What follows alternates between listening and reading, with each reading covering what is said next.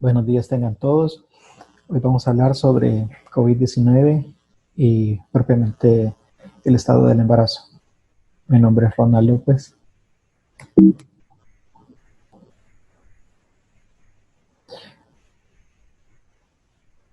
Bueno, ya todos sabemos que en este caso el cuadro de la paciente es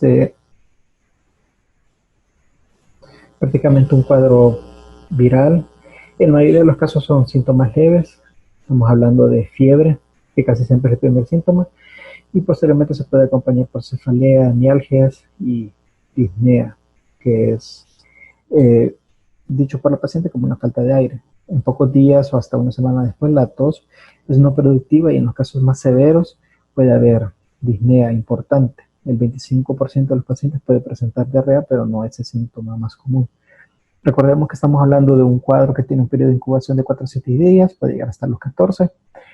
El contagio es por contacto con animales infectados o secreciones respiratorias, todos estornudos de pacientes infectados. Y estas secreciones se infectan si entran en contacto con la nariz, ojos y boca. La transmisión por el aire baja a más de 1 metro, por eso es que se recomienda la distancia hablamos de 1,5 metros a 2 metros entre las personas. La microbiología, bueno, es un virus ARN muy similar al SARS-CoV que se dio hace algunos años. El diagnóstico, bueno, la mejor prueba para diagnosticarlo es la reacción en cadena de la polimerasa en tiempo real, que es la que se está haciendo acá o la que se estuvo haciendo, la PCR-RT. Tenemos que tener en cuenta que no existe ningún fármaco antiviral eficaz y que existen muchos tratamientos para controlar síntomas con cierta mejoría. La localización de cuidados de los casos es parte de la prevención, cuarentena, que es lo que estamos haciendo, y el uso de precauciones de barreras son efectivos a largo plazo. Y pues a nivel personal, la higiene de mano frecuente, evitar el contacto estrecho con personas que muestren los síntomas, cubrirse la boca y la nariz con pañuelos desechables al estornudar. Pronóstico: 25% de los pacientes va a presentar una enfermedad pulmonar grave que progresa a distrés respiratorio del adulto. La probabilidad es más alta en pacientes que tengan más de 50 años o con enfermedades subyacentes como diabetes, cardiópatas, hepatitis crónica. Acá no lo menciona, pero hemos estado viendo muy malas evoluciones con los pacientes obesos. Y aunque el pulmón es el centro, hay otros órganos afectados, como el tracto gastrointestinal, puede haber leucopenia, trombocitopenia, puede verse más que todo como una pancitopenia, y en los casos más graves puede haber neumonía, dificultad para respirar, fallo renal, inclusive pues la muerte.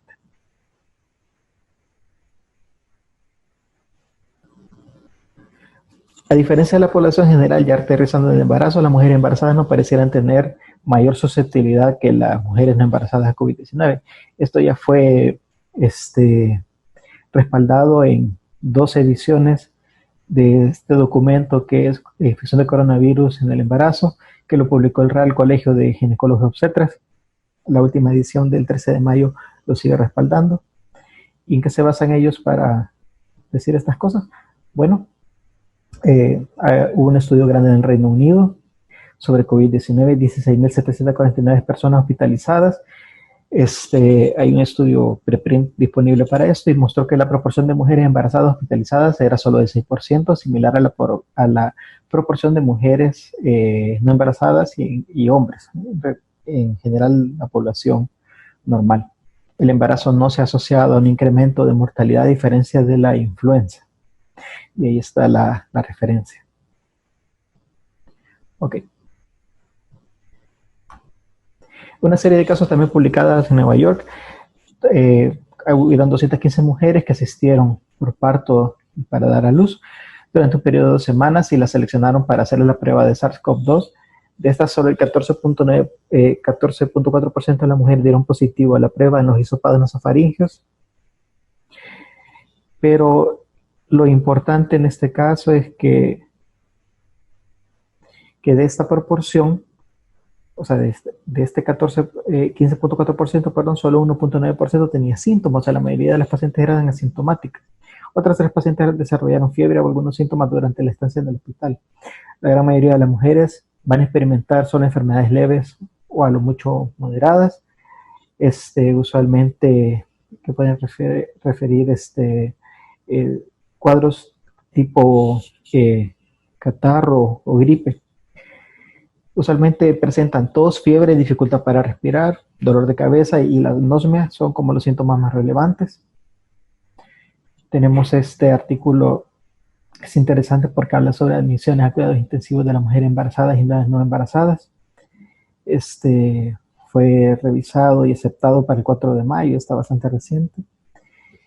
Lo que habla es que, bueno, que todos los pacientes entre la edad de 15 a 49 años que fueron admitidos en 7 hospitales del sistema de salud en Estados Unidos entre el 4 de marzo y 9 de abril de 2020 tuvieron 1.168 pacientes con síntomas que se les diagnosticaron el COVID-19 y de estos el 64.6% bueno, fueron hombres y el 28.4% eran mujeres, muy similar a lo que vemos en nuestro país, las mujeres son menos afectadas, mujeres no embarazadas, y solo un 7% fueron mujeres embarazadas, entonces estamos hablando de una proporción pequeña, y durante este periodo de tiempo ellos atendieron prácticamente 2.971 pacientes embarazadas, pero ingresadas. Usualmente el motivo del ingreso fue para atención del parto, no fue por otra cosa. En algunos casos los pacientes sintomáticos diagnosticados con COVID-19, 2.8%, fueron ingresados por indicaciones obstétricas y solamente había una enfermedad respiratoria leve.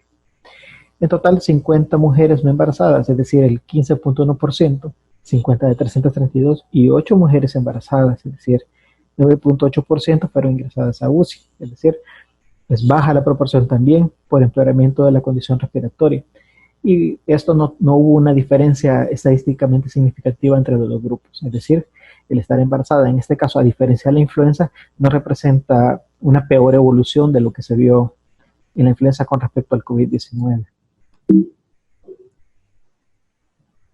Estamos hablando también este otro artículo de Hirschberg sobre cuidado crítico en mujer embarazada.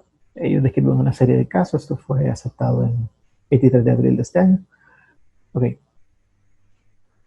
El volumen de pacientes embarazadas que requieren cuidado crítico les parecía a ellos, este es un estudio más viejo, que era mayor en Filadelfia que en otros estados. Al final ellos dicen, bueno, que un informe de principios de la pandemia en Singapur reportaron 55 el número total de casos de pacientes embarazadas con COVID de la enfermedad. Nadie se murió y solo una requirió ventilación mecánica, mientras otros estudios habían descubierto solo 3 casos adicionales de la enfermedad crítica en el embarazo. Entonces, esta serie de casos, bueno, ellos nos tienen 5 pacientes entre los que 27 a los 39 años, y ustedes van viendo, bueno, el caso 1, una mujer de 29 años, asiática, una mujer caucásica de 33 años, una mujer hispana, una mujer de raza negra y otra mujer de raza blanca. Estamos hablando con índices de masa entre los 24 y los 42 de IMC. Lastimosamente, la obesa es hispánica. Las estacionales en las cuales las ingresaron rodaron entre las 25 a las 31 semanas. Usualmente el motivo de consulta fue fiebre, disnea, fiebre, tos, disnea, fiebre y tos y disnea, fatiga, tos, fiebre. Entonces, si nosotros vemos a lo largo de los 5 casos, casi siempre la tos, la disnea y la fiebre fueron el cuadro más clásico. Las comorbilidades, una paciente con enfermedad renal, otra que tenía asma intermitente, leve, la otra obesa e hipertensa, la otra hipertensa y la otra paciente obesa. Entonces, ¿qué era notable en los exámenes de la admisión? Bueno, una paciente la renal tenía creatinina elevada, la hispana que era obesa e hipertensa, una ácido láctico elevado y una PCR elevada, y el número de días desde que se presentaron los síntomas hasta que fueron intubadas rondó desde los 7 a los 14 días. Las terapias que se les dieron fueron remdesivir y hidroxicloroquina, diferente a los esquemas que nosotros hemos tenido en los lineamientos del ministerio. Todas recibieron esteroides antinatales y Detalles clínicos, bueno, prácticamente las 5 fueron intubadas, todas fueron extubadas, una requirió ventilación en prono. Bueno, prácticamente 3 de 5 pacientes tuvieron su parto, otras 2 lo continuaron. Obviamente la que se pronó fue a cesárea, y pues el 100% de los partos fue por cesárea. No se nos dice la indicación de la cesárea, y pues los 3 bebés de las que tuvieron que parir tuvieron su prueba de PCR para SARS-CoV-2 negativa. Bueno, ¿qué sabemos sobre transmisión vertical? La evidencia a favor o en contra. Bueno, el COVID-19 puede afectar gravemente a las mujeres embarazadas, y el problema de transmisión vertical de la infección por SARS-CoV-2 también ha surgido. O sea, la duda la tenemos todos. Puede haber transmisión vertical como en el Zika, o qué es lo que pasa con estos bebés. El virus puede ser recuperado por PCR en tiempo real a través de frotis nasofaringeo, a través de esputo y heces de pacientes sintomáticos, incluyendo a los recién nacidos, pero no se ha aislado en secreciones de torundas vaginales, ni en líquidos amnióticos, ni en la placenta, o por lo menos hasta que se publicó esto en la placenta, la sangre de cordón umbilical, o la leche materna. La viremia estuvo en 1% de los sintomáticos adultos.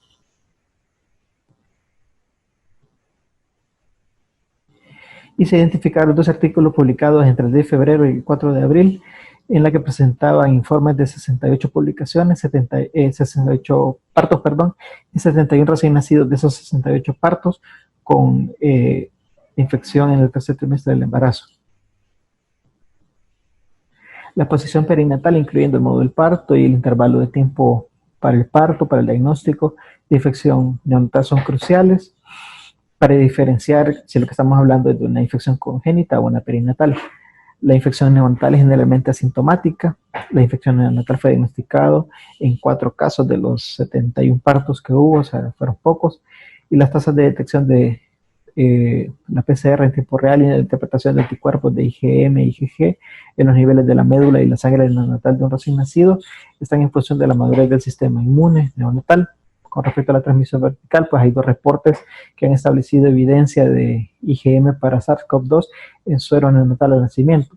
Ahora bien, debido a que la IgM no cruza la placenta, eso podría representar una respuesta neonatal inmune a una infección intraútero. Sin embargo, pues hay limitaciones metodológicas, no está del todo claro esto. Hay un reporte interino del IUCOS, que es el Sistema de Vigilancia Obstétrica del Reino Unido. Dice que 2.5% de los bebés, es decir, 6 de los que estudiaron, tuvieron un hisopado positivo en las primeras 12 horas por parto.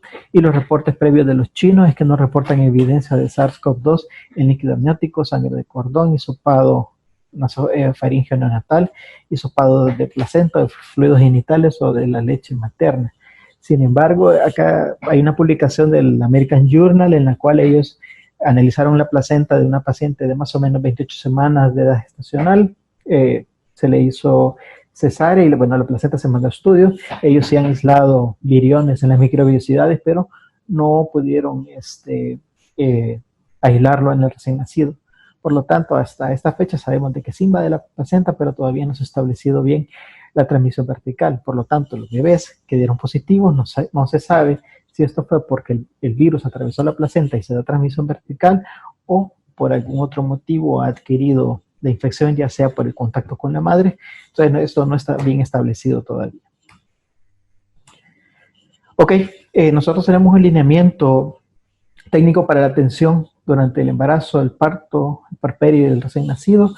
Lo pueden descargar de manera gratuita en la página del ministerio. Tratamiento, pues ustedes ya lo saben, no existe un tratamiento específico para la enfermedad, por lo que se deben tratar problemas de acuerdo a la presentación. Prácticamente de soporte se deben dar medidas de sostén general según la complejidad del caso. El manejo, bueno, en primer lugar debe catalogarse bien el cuadro. A este punto, rebasado los 2.000 casos, como ya lo tenemos, se habla de casos sospechosos. Ya no se van a estar mandando pruebas. Una vez hecho el diagnóstico de sospecha, lo más importante es determinar si el paciente está sintomático o no, y en caso de tener los síntomas, de determinar la gravedad. Entonces tenemos que clasificar a la paciente sospechosa como asintomática, leve, o si tiene una neumonía, y esta neumonía puede ser grave, con o sin ventilación mecánica. ¿Qué sabemos sobre lactancia?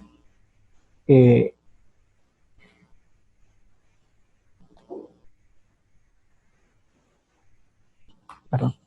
Bueno, no hay evidencia de que el virus se transmita por la leche. Es prioritario fortalecer medidas de prevención en la cercanía de la madre al amamantar. No se está prohibiendo la lactancia.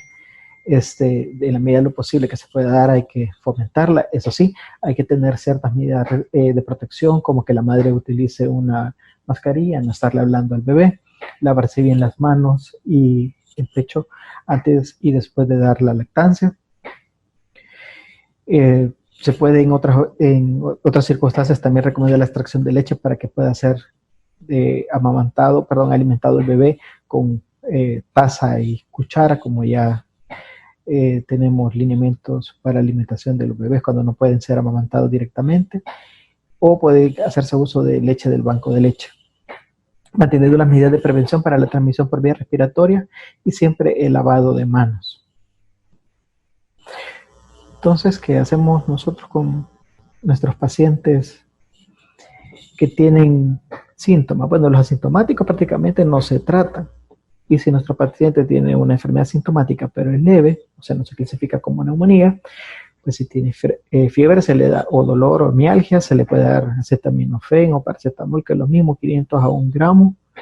Si son los 500 miligramos se da cada 6 horas, y si es el gramo, pues se puede cumplir cada 8 horas. Y si se tiene la presentación endovenosa, pues lo mismo, cada 8 horas para disminuir la fiebre. Si tenemos síntomas de congestión o rinorrea, podemos utilizar clorfeniramina o loratadina, las dosis ya usuales. La intención es la disminución de las secreciones nasales.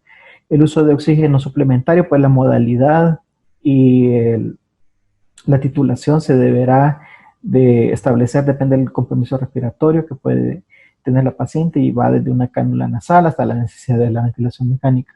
Tenemos que utilizar oxígeno cuando nuestro paciente satura menos del 94% y la frecuencia respiratoria supera las 24 ciclos por minuto. Entonces, este es el parámetro para saber cuándo utilizarlo y cuándo retirarlo, porque si nuestro paciente va a destete con el oxígeno y tolera aire ambiente y satura más del 94%, pues le podemos quitar el oxígeno, y si tiene una frecuencia respiratoria menos de 24 por minuto, también se lo podemos retirar. El uso de cristaloides es necesario, de 0.5 a 1 ml por kilo por hora, y la intención es mantener una buena hidratación general. También esto depende mucho si nuestro paciente tolera la vía oral. Y pues los esteroides para maduración pulmonar en las dosis ya conocidas se deben de utilizar de las 24 a 34 semanas. No hay una restricción o contraindicación para esto. Por tratarse de un virus no está indicado el uso de antibióticos, pero se debe de valorar su uso si se sospecha una sobreinfección o una neumonía. Bueno, este es el último protocolo ya revisado para el tratamiento ya hospitalario y en los casos moderados y graves. Si nosotros catalogamos a nuestro paciente como una neumonía, tenemos los casos de neumonía o neumonía grave y la neumonía que está ventilada. Entonces, acá lo que se pone es de que tenemos que tener el apoyo ya sea de internistas o intensivistas para el manejo de estos casos. En el caso de la neumonía, pues los hallazgos: temperatura arriba de 37,5, osteomialgias, tos seca, frecuencia respiratoria mayor a 22, puede requerir una FiO2 menor o igual al 40% para mantener la saturación arriba del 94. Hay que realizar el QuickSOFA y puede ser igual o mayor a 2 puntos para darnos el diagnóstico 1 de sepsis. ¿Cuál es el panel de exámenes a mandar? Pues hemograma, un TP, TPT, una PCR, procalcitonina si se da el caso que la institución no tenga. Nosotros no lo tenemos. Primero D al momento no hay, pero el hospital ha hecho una compra de 250 pruebas. Ferritina igual no tenemos, pero hemos hecho una compra de 250. Estamos esperando que eso entre al laboratorio. Fibrinógeno, troponina y el VPN. Imágenes que se pueden enviar. Bueno, lo mínimo que hay que tener es la radiografía de tórax, y lo que estamos buscando son infiltrados bilaterales o consolidaciones bilaterales. En caso de que se le haga ultra torácica, más de 3 líneas verticales y basales en ambos campos pulmonares. Cuando hablamos de una neumonía grave, pues el cuadro clínico es prácticamente igual, solo que tenemos un Kirby o una relación entre la PaO2, FiO2 menor de 150 o un Kirby menor de 200 en todo paciente que requiera una FiO2 igual o mayor al 50% para mantener su saturación arriba del 94%, que tengan arritmias o hipotensión. El cuadro o el panel de exámenes es el mismo para todos los casos. Y acá, bueno, en la ultra se describe, en la ultra torácica se puede tener el signo del cometa en más de un campo o puede ser bilateral. Igual la radiografía nos da el hallazgo de las infiltrados bilaterales o la consolidación y se le puede enviar un ataque pulmonar si se está sospechando tromboembolismo o alguna otra complicación pulmonar. Y en el caso de la neumonía grave que esté ventilada, pues prácticamente la necesidad clínica o gasométrica de ventilar a un paciente, un Kirby menor de 150, la hipotensión, y prácticamente tenemos los mismos hallazgos entre la ventilación. Entonces, esto es para que nos vayamos guiando. Si tenemos paciente que su cuadro es de una neumonía grave, pues puede ser manejado con el internista, y en ausencia del internista para la neumonía grave, o si pues, va a requerir la ventilación mecánica, se maneja en conjunto con el intensivista. Ok, paciente con neumonía y que hable tromboprofilaxis, se puede ocupar si no tenemos heparina de bajo peso molecular, pero si no, lo ideal es que utilicemos enoxaparina. Pacientes que pesan menos de 50 kilogramos, 20 subcutáneas cada día. Pacientes entre los 50 y los 80 kilogramos, enoxa 40 cada día. Y pacientes de 81 a 100 kilos, 60 cada día. Y en pacientes mayores de 100 kilos, 80 miligramos subcutáneos diarios de enoxaparina. Si el dímero D sale arriba de 1.5 miligramos o más de 1500 nanogramos, hay que anticoagularlos. Y todos los pacientes con enfermedad grave hay que anticoagularlos. Se pueden anticoagular con heparinas de bajo peso molecular o heparina sódica. Acá viene la diferencia. Nosotros ya no les estamos dando, o ya no se recomienda que utilicemos la combinación de citromicina con hidroxicloroquina, sino que aparte de la tromboprofilaxis o anticoagulación, depende de la severidad del caso, se va a ocupar aluvia, lopinavir, ritonavir, lo tenemos en el hospital, y la otra es la ivermectina. Esto viene en tabletas de 6 miligramos y la dosis de 12 miligramos vía oral cada día por 2 días. Si ivermectina ya se hizo la solicitud, vamos a ver si entra o no entra. Y por último hay que valorar el uso de antibióticos. Vaya, acá idealmente deberíamos de colocársela si tuviéramos una procalcitonina arriba de 2. Sin embargo, nuestro hospital no tiene, así que la decisión es clínica. Si ustedes consideran que su paciente tiene una neumonía, pues empíricamente les dan un antibiótico que puede ser imipenem, vancomicina, piperacilina, tazobactam, o depende de la gravedad del caso. Ustedes lo van a valorar. Otras opciones son el tocilizumab, es un medicamento que modula la respuesta inflamatoria, usualmente lo ocupan en enfermedades reumatoideas. Y si acá viene la diferencia es por peso. Si el paciente pesa más de 75 kilos, se le da una dosis de 600 miligramos intravenosa única, o si pesa menos de 75 kilos, la dosis es de 400. Y si no mejora el paciente, se puede repetir en 12 horas la dosis. Lo único que tenemos que tener en claro es que las dosis de este medicamento son caras, alrededor de $500 por dosis. Y en los casos de neumonía grave y neumonía ventilado, pues hay que colocarles metilprednisolona a dosis de 1 a 2 miligramos por kilo por día. En casos puntuales como broncoespasmo, o si ya vamos en el destete, para la extubación.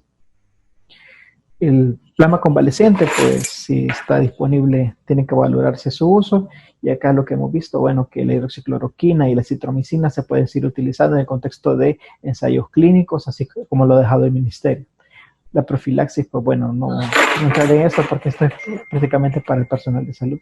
Hay medicamentos off-label, es decir, no hay mayor evidencia para su uso, pero se puede recomendar el uso de vitamina D, vitamina C, si lo tenemos disponible. No hay en el hospital, así que por si en algún momento hubiera, o está tratando pacientes en otro lugar que tiene disponibilidad, pues lo pueden tener. Todo paciente anticoagulado durante la estancia hospitalaria, debido a presentar una neumonía grave o ventilado, debe despacharse con un anticoagulante oral y ser tratado por al menos 3 meses para que no vaya a hacer tromboembolias en la casa, vigilándolo periódicamente la función renal y las complicaciones ya conocidas por de la anticoagulación. ¿Qué paciente ingresa a UCI? Pues si su paciente tiene un criterio mayor, otros criterios menores. ¿Cuáles son los criterios mayores? Este es para las embarazadas específicamente. Necesidad de ser ventilada, pues es criterio absoluto para entrar a UCI. Choque con necesidad de vasopresores, entra a UCI. Más de 30 de frecuencia respiratoria, entra a UCI. Un Kirby abajo de 250, entra a UCI. Glasgow menor de 12 puntos, entra a UCI.